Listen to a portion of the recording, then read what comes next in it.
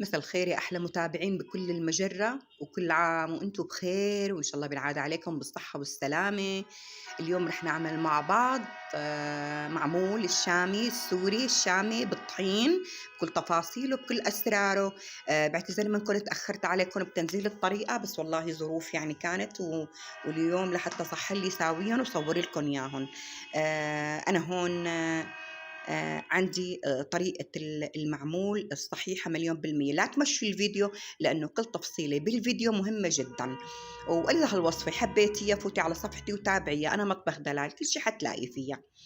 أنا هون عندي 2 كيلو من الطحين الزيرو الزهرة خاص للحلويات، كتير مهم. هي أول سر من أسرار نجاح المعمول معاكي بهالطريقة الممتازة.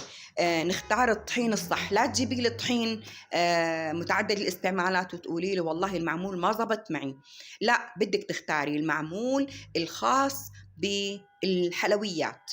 تمام. أنا هون عندي 2 كيلو من طحين الزهرة. هي أول سر من أسرار نجاح المعمول معانا. تمام. أنا هلأ بدي أحط له بس معلقة محلب. تمام. عندي هون أنا سمنة البقرة الحلوب، عندي كيلو من السمنة. عندي نص كيلو سمنة البقرة الحلوب، وعندي نص كيلو من سمنة الأصيل. بدي اخلطهم مع بعض بصراحة لأني وبيعطيكي نفس النكهة. حطيت هون معلقة محلب، ما راح اضيف اي شيء تاني غير المحلب والسمنة. بكفيني اني انا اخذ الطعمة لاني بتكفي وزيادة. طعمة البقرة الحلوب كتير طيبة. كتير مهم نختار نوع السمنة لحتى تعطيني الطعم الاصلي.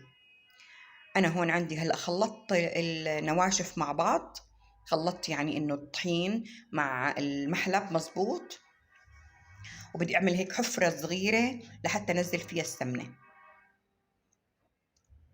هلا هون نزلت السمنة. شوفوا لي قوام السمنة كيف لازم يكون. قوام السمنة من حرارة الغرفة لازم يكون مثل المرهم.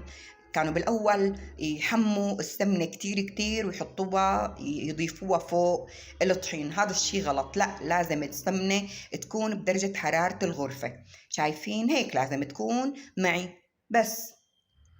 وهلأ بدي خلطهم مع بعض تخليط هيك. هاي اسمها عملية بث الطحين. تمام. لحتى يختفي كل الطحين عندي ويتجانس مع بعضه البعض.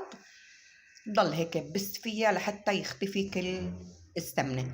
هيك شايف اختفت معي السمنة، بس لسه ما خلصت عجين. طول ما أنا ماني حاطة سوائل، يعني أنا عندي طحين وسمنة بس، بضل بعجن فيها لحتى تصير مثل المرهم. اللي عنده عجانة تحطيها بالعجانة 10 دقايق بتكفيكي وزيادة. تمام.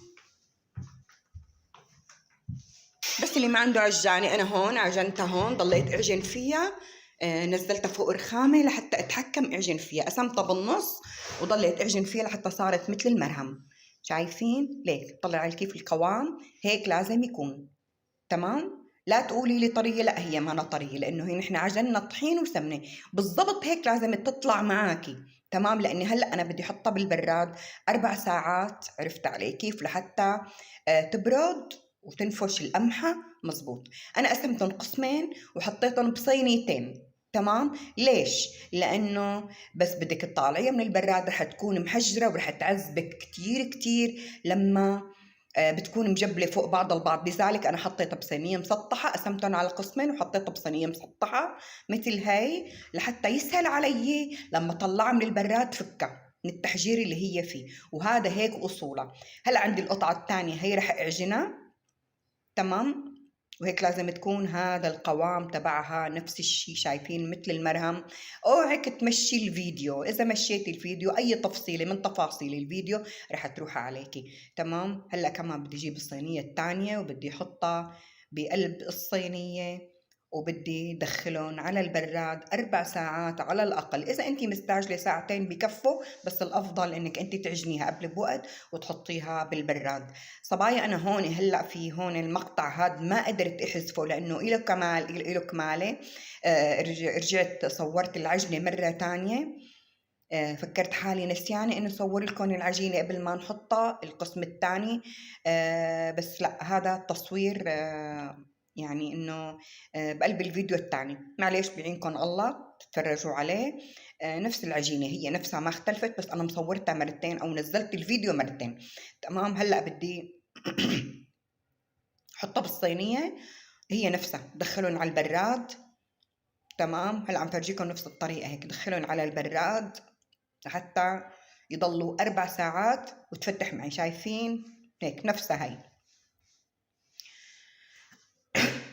عفوا شوي لاني تعبانه والله وما نمت طول الليل، فلذلك تعبانه شوي. هلا هون عندي لحضر الحشوه. انا عندي كيلو جوز وعندي كاسه قطر كبيره، قطر سميك، لازم يكون القطر سميك.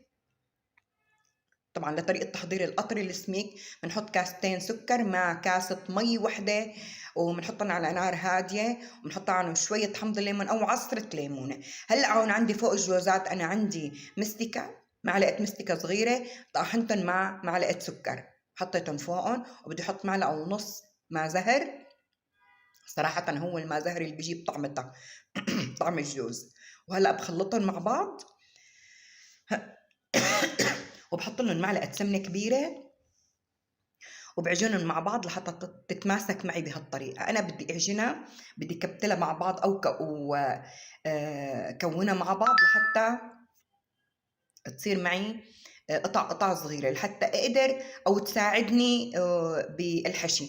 وكمان عندي هون أنا كيلو عجوة، حطت له معلقة كبيرة سمنة. كمان البقرة الحلوب اختيار السمنة بقلب الحشوة كتير كمان مهم لحتى يعطيك النكهة الأصلية تبعيت المحلات، وصدقا صدقا رح يطلع أطيب من المحلات إذا أنت تابعتي الطريقة بكل حذافيرها. رح ضل أعجن فيها لحتى تتشرب كل السمنة الموجودة.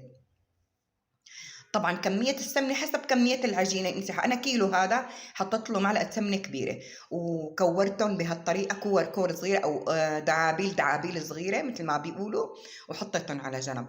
هلأ بدي ساوي التشريبة أو السوائل تبع العجينة. أنا عندي لكل كيلو بنحط له كاسة سكر وكاسة حليب. أنا عندي هون كيليين حطيت لهم كاستين سكر وكاستين حليب بارد جدا جدا جدا، يعني الحليب كان بالبراد بالفريزر. تمام. بتكون متلج. هاي العجينة بتحب البرودة، ما بتحب السخونة، بتحب البرودة. هلا حطيت أنا عندي هون، بدي ضل قلب فيهم أو حركهم لحتى يذوب السكر 100% أو 100% معي. بعد ما حركتهم وذاب السكر، هلا أنا عندي كمان كل كيلو بدي أحط له 3 معالق قطر سميك، كمان نفس القطر اللي حطيناه للحشوة. يعني أنا كيليين بياخدوا 6 معالق قطر، كيليين بياخدوا 6 معالق قطر، يعني كل كيلو بده 3 معالق قطر. تمام. ما له علاقة هذا بالسكر، هذا بيعطيكي طراوة، بيعطيها لون حلو للمعمولة. تمام. يعني كل شيء له شيء، ما تفوتي أي خطوة من خطوات الفيديو. تمام صبايا. هلأ حركتهم، هلأ طالعت العجينة من البراد، شوفوا كيف، شايفين حجرة، بس عم تطلع معي بكل سهولة. ليش؟ لأني أنا فردتها على صينية مسطحة وكتير رقيقة، رح تطلع معي بكل سهولة. تمام. شايفين كيف طلعتها؟ هلا لا تشوفوا محجرة هيك، بس مجرد ما لامست ايدك الدفة تبع ايدك هي رح تصير طرية ورح ترجعي تشتغلي فيها. شايفين كيف صارت مثل المرهم؟ تمام. هلا انا طريت الصينيتين كامل وبدي ارجع احطهم بقلب الهي لحتى احط لهم السوائل. تمام. هلا مرحله السوائل، وهي اهم نقطه بالفيديو، اهم نقطه. انا نزلت السوائل فوقهم وما تعجني عجن، هاي اهم سر باسرار المعمول الناجح معك. تمام. نحن هون بدي نزل السوائل وشربها تشريب او بلعها تبليع، اسمها مرحله التبليع. هاي بدي لوشن تقليب. شايفين باصابعي بهالطريقه هي، طولي بالك عليهم 4 دقائق 3 دقائق 4 دقائق بالضبط. نحن هون عنا العجينه مجرد طحين وسمنه، فبتلاقيها عطشانه سوائل، يعني رح تشرب معاكي بكل سهوله. شايفين كيف لوش؟ اسمها عمليه تبليع لوش لحتى تبلع عندي كل السوائل الموجوده. هي اهم نقطه واهم سر من او ثالث سر من اسرار نجاح المعمول معاكي. لا تعجني، مجرد ما عجنتي ولحمت معك العجينه وصارت مثل عجينه البيتزا اعتبري انه معمولك فاشل. تمام. شايفين بهالطريقه هي؟ هلا فرجيكم كيف صار. ضل هيك بلوش لوش بإيدي، بقلب يمين شمال كذا، شايفين بأصابعي بأصابعي. وهلأ رح فرجيكم كيف صار.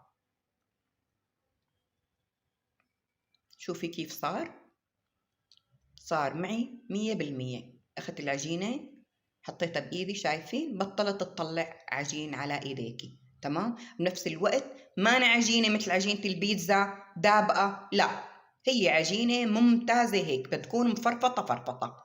هلأ برجعتها على البراد كمان دقيقتين 3 بين ما شكلت الجوز وشكلت العجوة كلها. تمام. شكلت الجوز بهالطريقة بشكل مستطيل. شايفين. هلأ بدي أعمل الجوز. أنا باخد العجينة وبحطها بقلب الجوز، شايفين كيف، وبرجع بكورها بشكل مستطيل أو بشكل أسطواني. تمام. بدها تكون معك بهالشكل هذا. شوفي كيف. وهلأ دقيتها أنا لأنه الساعة 2 بالليل، كنا داقينا وما مطالعين أصوات أنا وكنتي، لأنه الجيران نايمة والولاد نايمين. وهي شكل المعمول تبع العجوة. شايفين ما شاء الله الرسمة. وهلأ شوفوا الرسمة رح تضل مثل ما هي حتى على الخبز.